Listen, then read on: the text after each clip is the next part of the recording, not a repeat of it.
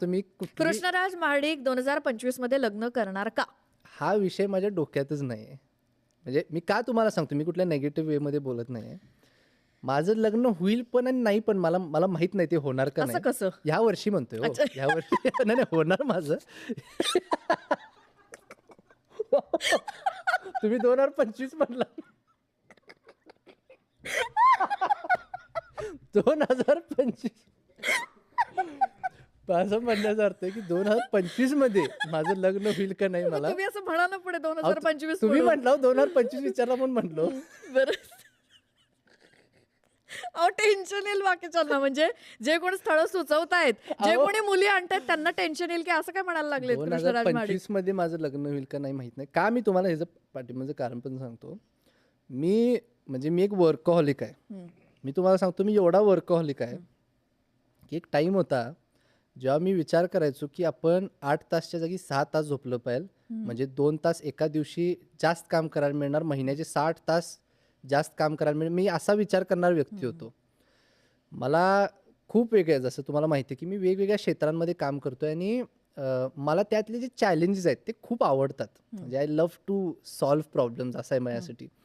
आणि हे तर आता राजकीय, सोशल मीडिया, स्पोर्ट्समध्ये होतो, आता उद्योगसुद्धा आहे आणि कदाचित अजून काही महिन्यांनी, वर्षांनी अजून काही येईल. तर मला ह्या सगळ्या गोष्टींमध्ये लक्ष घालून नवीन गोष्टी शिकण्यामध्ये, करण्यामध्ये खूप माझी आवड आहे. त्यामुळे काही गोष्ट आली की मी त्याच्या पाठीमागं सगळं सोडून त्याच्या पाठीमागं लागतोय.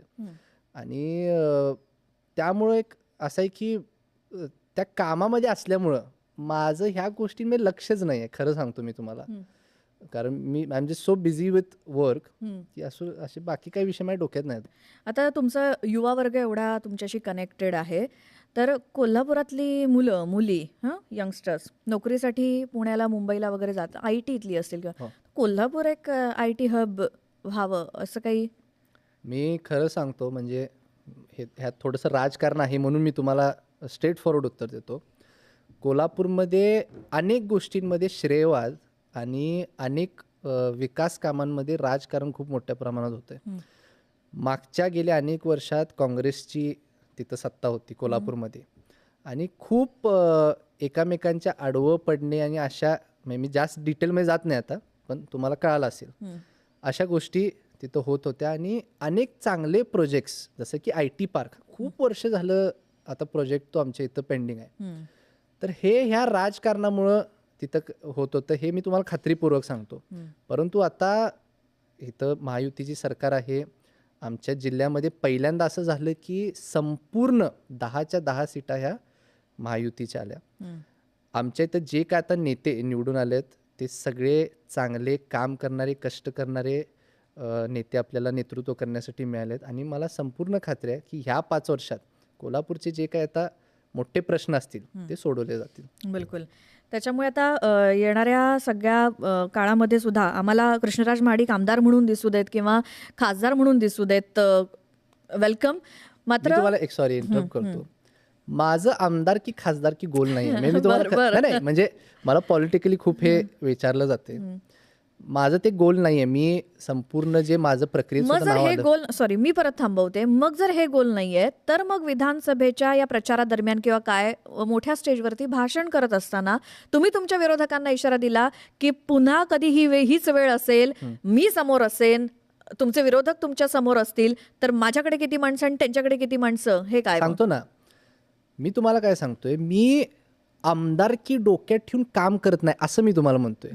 मला संवैधानिक पदावरती यायला आवडेल, मला काम करायला आवडेल. शेवटी बघा, मी माझ्या म्हणजे इच्छा आहे ना, पण माझ्या रेव्हेन्यू मधनं वगैरे मी काय हे काय वर्षानुवर्ष करू शकत नाही. मला समाजासाठी काम करायचं आहे. मी खूप जवळनं आजकालचे अनेक मंत्री महोदय बघतोय ते कसं काम करतात. आणि त्या खात्यामध्ये जेव्हा तुमच्यावर जबाबदारी येते, मी तुम्हाला सांगितलं, मला नवीन गोष्टी हाती घेणं, नवीन चॅलेंजेस कम्प्लीट करणं, सॉल्व्ह करणं हे खूप आवडते. आणि हा एक क्षेत्र आहे जो समाजाशी निगडीत आहे, जो माझ्या आवडीचा विषय.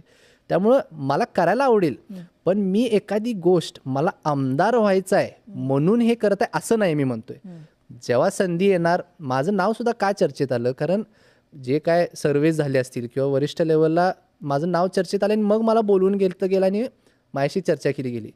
पण म्हणजे ते लोकांमधनं यायला पाहिजे. जर लोकांची इच्छा असेल, लोक जर म्हणले की ह्यांच्यात ते नेतृत्व दिसतंय.